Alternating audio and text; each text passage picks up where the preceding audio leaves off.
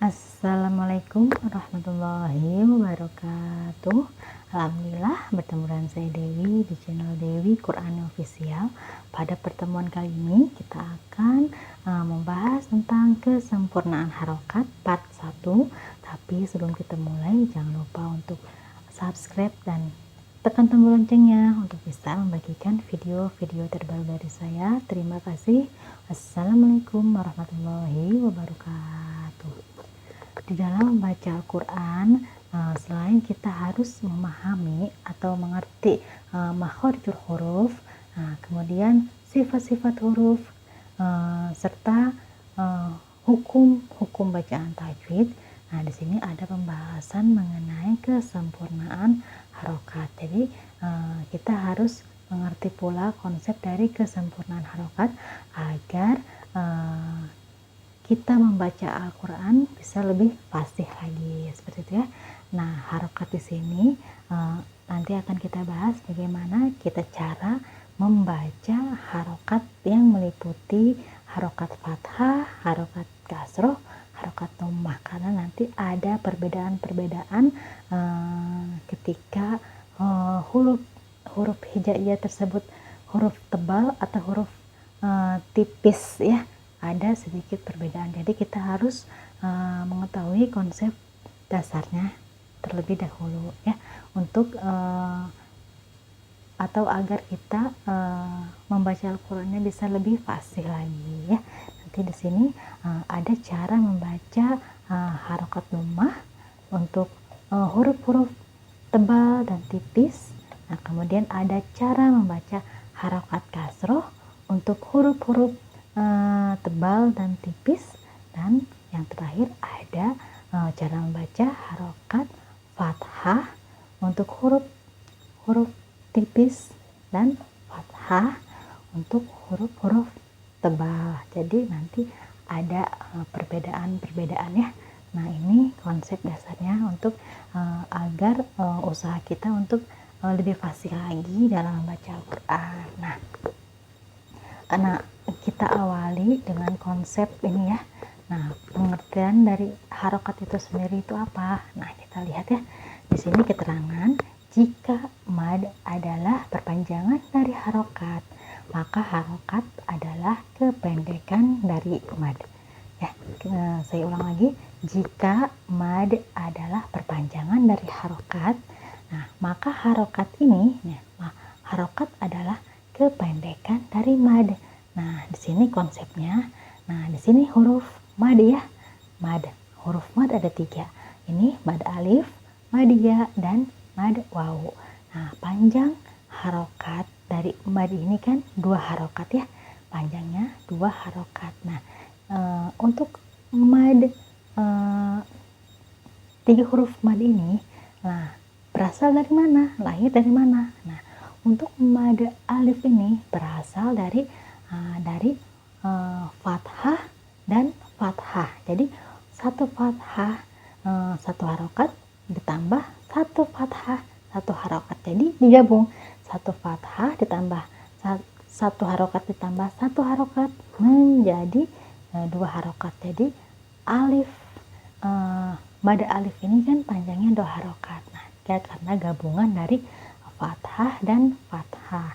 Nah, kemudian sama dengan ya mad ya, berasal dari kasroh dan kasroh. Nah, kasroh yang pertama 1 harokat, kasroh kedua 1 harokat. Jika digabung menjadi 2 harokat. Jadi mad ya ini panjangnya 2 harokat. Nah, kemudian ada mad wawu. Nah, berasal dari dhammah yang pertama 1 harokat ditambah dhammah yang kedua 1 harokat. 1 harokat ditambah 1 harokat menjadi 2 harokat. Jadi wawu mad ini panjangnya 2 harokat. Jadi selain huruf yang mempunyai makhraj, harokat juga mempunyai makhraj ya. Jadi untuk harokat fathah makhrajnya ada di alif ya, ini alif. Nah, alif itu ada makhrajnya keluar dari rongga mulut dan rongga tenggorokan. Nah, untuk makhraj kasroh ada di huruf ya, karena berasal dari ya ya. Nah, ya itu ada di tengah lidah mendekat ke langit-langit ya. Itu makhraj dari kasroh. Nah, begitupun dhammah. Nah, makhraj dari dhammah itu di mana? Nah, ini makhrajnya ada di huruf wawu. Nah, seperti itu ya.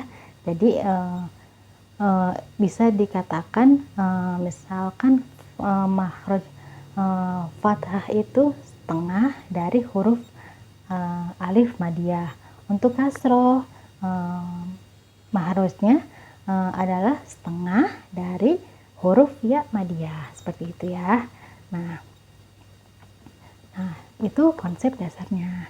Nah, kemudian kita langsung ke cara membaca harokat. Nah, harokat kan ada 3, harokat fathah, kasroh, dan dhammah ya. Nah, kita yang pertama bahas dulu bagaimana sih kita mengucapkan ya harokat dhammah. Nah, kita lihat di sini ada konsepnya tersendiri juga ya untuk dhammah. Nah, ada 2 poin. Yang pertama kita lihat cara yang pertama mengumpulkan 2 bibir ke depan ya, mengumpulkan 2 bibir ke depan. Kemudian poin yang kedua mengangkat sedikit lidah bagian belakang dengan tetap rileks ya, tidak usah tegang. Nah, di sini ada ilustrasinya ya, atau ada gambarnya. Di sini ada gambar 2 bentuk mulut ya. Nah, di sini ada dhammah ketika hurufnya huruf tebal. Nah, di sini ketika mengucapkan harokat dhammah pada huruf tipis ya. Di sini ada sedikit perbedaan ya, hanya sedikit saja. Kita lihat di sini untuk huruf tebal. Nah, ketika mengucapkan harokat dhammah, nah kita lihat ya. Jadi mengumpulkan 2 bibir ke depan. Nah, mengumpulkan 2 bibir ke depan dengan catatan bentuknya dia bulat sempurna.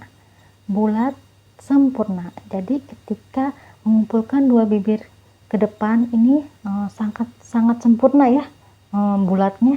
Nah, seperti itu. Ini untuk huruf tebal ya. Misalkan huruf kho ya, kho kan huruf tebal. Jadi hu. Nah, harus bulat sempurna mengumpulkan 2 bibir ke depannya. Seperti itu. Beda dengan dhammah pada huruf tipis ya. Nah, perbedaannya di mana? Nah, perbedaannya sangat sedikit ya. Nah, ketika huruf tebal yang berharokat dhammah itu membulatkan bibirnya dengan bulatan sempurna. Nah, sedangkan untuk huruf tipis yang berharokat dhammah dia maju mengumpulkan 2 bibir juga ke depan, tapi bulatnya agak pipih sedikit ya. Jadi bulatnya tidak sempurna seperti pada huruf yang tebal ya. Bedanya sedikit saja ya, agak dipipihkan saja sedikit ya. Bedanya tidak terlalu jauh. Nah, itu ya. Itu kaidah dari mengucapkan harokat dhammah. Jadi jangan sampai mulut kita itu tidak bergerak. Harus aktif untuk menyempurnakan harokat dhammah tersebut ya. Nah, sekali lagi saya ulang, untuk huruf tebal itu bulatnya sempurna ya. Nah, ketika huruf tipis, nah bulatnya agak memipih ya. Jadi kadar bulatnya itu agak dikurangi sedikit ya, ketimbang huruf yang tebal, seperti itu ya. Nah, kemudian yang kedua, cara membaca harokat kasroh ya. Sama ya,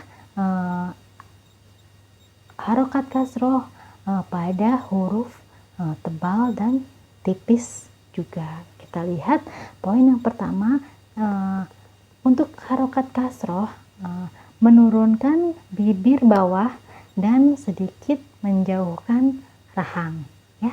Jadi untuk kasroh, agar sempurna membaca harokatnya, bibir bagian bawah kita ini, bibir bawah itu diturunkan ya, menurunkan bibir bawah, nah dan sedikit menjauhkan rahang. Maksudnya rahang di sini ini kita lihat gambarnya.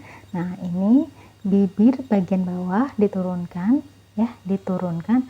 Nah rahangnya, rahang itu maksudnya antara gigi atas ya, gigi seri atas dan gigi seri bawah itu jaraknya tidak terlalu jauh ya, jaraknya sedikit saja diberi jaraknya, tapi yang turun bibir bagian bawah seperti itu ya.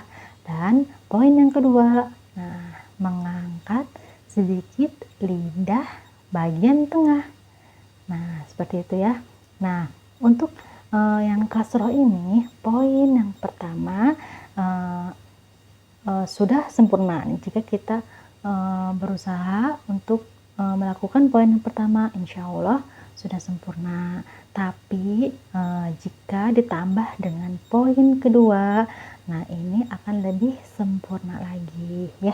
Kita lihat lagi poin kedua, mengangkat sedikit lidah bagian tengah lah. Nah di sini ya, tengah lidahnya naik sedikit ya. Nah apa kaitannya dengan mengangkat lidah bagian tengah? Nah karena pada dasarnya makhraj dari kasroh ini tadi apa yang sudah kita bahas di awal, asal dari makhraj kasroh ini kita lihat di sini ya. Nah makhraj asal dari kasroh itu ya. Nah sedangkan makhraj huruf ya itu keluar dari tengah lidah mendekat ke langit-langit. Nah makanya ketika untuk menyempurnakan harokat kasroh ini dengan mengangkat sedikit lidah bagian tengah, karena memang si tengah lidah ini masuk dari bagian makhraj dari kasroh ini ya. Jadi poin yang pertama insya Allah sudah sempurna, tapi jika ingin lebih sempurna lagi, diiringi dengan naiknya tengah lidah ya, mendekat aja ke langit-langit, tidak usah menempel seperti itu. Nah di sini ada ilustrasinya nih, coba kita lihat di sini ada ilustrasi ketika membaca harokat kasroh di huruf-huruf tebal dan di sini huruf tipis ya. Nah, bentuk mulut atau tampak depan saat mengucapkan huruf tebal berharokat kasroh. Nah sebetulnya untuk harokat kasroh ini untuk huruf-huruf tebal dan huruf tipis hampir sama ya, hampir tidak ada bedanya. Dia tetap ya menurunkan bibir bawah. Nah bibir bawahnya turun, dan sedikit menjauhkan rahang. Jadi celah dari gigi seri atas dan bawah itu sedikit saja, yang turun itu bibir bawah turun ya. Nah di sini sama ya. Nanti yang membedakannya ketika huruf-huruf tebal dia lebih tebal, perbedaannya di ketika mengucapkan huruf tebal ya suaranya terdengar lebih tebal karena memang huruf tebal. Nah jika huruf tipis suaranya terdengar tipis karena memang huruf-huruf tipis itu perbedaannya. Tapi di cara mempraktekannya atau mengamalkannya sama saja ya, dengan tarikan, menurunkan bibir bagian bawah dan sedikit menjauhkan rahang. I seperti itu ya, kasro ya, vokal kasro itu i ya, i seperti itu.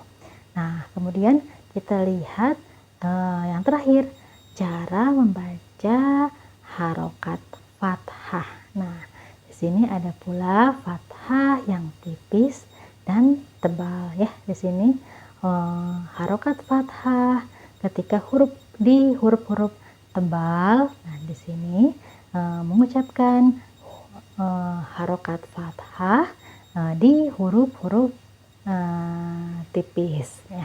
Kita lihat di sini gambarnya. Nah, untuk harokat fathah pada huruf-huruf tipis. Nah, di sini ada 3 poin ya. Yang pertama, membuka mulut dengan bukaan yang sedang disertai dengan sedikit tarikan ke samping. Poin pertama. Nah, poin kedua kita lihat lidah bagian belakang rileks ya. Yang belakang rileks. Dan yang ketiga, tenggorokan tidak menyempit. Nah, ketiga poin ini harus kita tunaikan. Tapi memang poin yang paling penting di poin nomor 1. Nah, untuk poin kedua, poin ketiga hanya penyempurna saja. Ya. Nah, kita lihat nih di sini poin yang pertama tadi apa? Membuka mulut dengan bukaan yang sedang. Jadi membuka mulutnya sedang saja. Jangan terlalu lebar, jangan terlalu rapat juga. Seperti itu ya. Jadi bukaannya sedang saja. Nah, disertai dengan sedikit tarikan ke samping. Jadi setelah dibuka dengan bukaan sedang mulutnya, nah kita beri tarikan ke samping sedikit saja, seperti orang mau tersenyum ya, tarikan ke samping. Nah, kenapa harokat fathah ini untuk huruf tipis harus ada tarikan? Nah, karena dengan adanya sedikit tarikan ke samping ini untuk menjaga ketipisannya ya. Kalau tidak diberikan tarikan ke samping, dikhawatirkan huruf tipis itu menjadi tebal ya. Jadi dibantu dengan tarikan ke samping. Bukan nah, seperti itu ya. Nah, untuk poin yang kedua, yang ketiga ini penyempurna saja. Tapi kita akan bisa merasakan ketika kita sudah melakukan poin yang pertama, nah tenggorokan tidak menyempit, kita merasakan tenggorokan kita ini tidak menyempit ya, seperti itu. Nah, kemudian di sini ada fathah tebal. Nah, fathah pada huruf-huruf tebal ya, masuk di sini. Nah, kita lihat untuk yang tebal, poin yang pertama membuka mulut dengan bukaan yang sedang. Nah, dibuka mulutnya. Nah, dibuka saja ya. Mulutnya dengan bukaan sedang. Seperti yang tipis ini, jangan terlalu lebar, jangan pula terlalu dekat jarak bibir atas dan bibir bawahnya. Nah, kedua, untuk harokat tebal, nah, terdapat cekungan nih di bagian tengah lidah. Nah, di sini tengah lidah berbentuk cekungan di sini. Nah, sedangkan kalau harokat yang fathah yang tipis, nah lidah bagian belakangnya rileks. Nah, rileks begini, tidak ada cekungan seperti ini. Dan poin yang ketiga adalah tenggorokannya menyempit ya. Pasti terasa menyempit untuk fathah yang berharokat tebal seperti itu ya. Nah, di sini ada ilustrasinya nih. Kita bedakan ketika fathah pada huruf tebal seperti ini, tebal. Nah, mulutnya hanya dibuka dengan bukaan sedang saja. Nah, contohnya huruf tebal itu kho ya. Ketika mengucapkan huruf kho, nah seperti ini, kho. Tidak usah ada tarikan, tidak ke samping ya. Soalnya tebal, huruf tebal. Nah, kalau kita beri tarikan ke samping, nanti yang tebal jadi tipis ya. Jadi cukup dibuka saja dengan bukaan sedang. Itu fathah untuk huruf-huruf tebal ya. kalau sudah begini nanti terasa tenggorokan kita menyempit. Nah, nanti ada cekungan di bagian tengah lidah nih ketika mengucapkan fathah tebal ini. Nah, sebaliknya, jika huruf fathah pada harokat huruf yang tipis, tadi kita lihat lagi untuk yang tipis ini sama caranya. Kalau fathah itu poinnya membuka mulut dengan bukaan sedang, ya. Nah, sama yang tebal pun membuka mulut dengan bukaan sedang, yang tipis juga membuka mulut. Fathah itu artinya membuka mulut dengan bukaan sedang. Nah, karena ini huruf tipis, kita kasih tarikan dengan sedikit tarikan ke samping. Nah, kenapa harus tarik seperti ini? Seperti orang mau senyum, untuk menjaga ketipisannya. Kalau misalkan huruf tipis ini tidak pakai tarikan, nanti jatuhnya tebal seperti ini. Nah, jadi kalau tebal seperti ini, kalau tipis pakai tarikan untuk menjaga ketipisannya. Ya, seperti itu ya. Alhamdulillah, cukup sekian pembahasan kali ini mengenai kesempurnaan harokat part 1. Kurang lebihnya mohon maaf. Semoga bermanfaat. Terima kasih. Wassalamualaikum warahmatullahi wabarakatuh.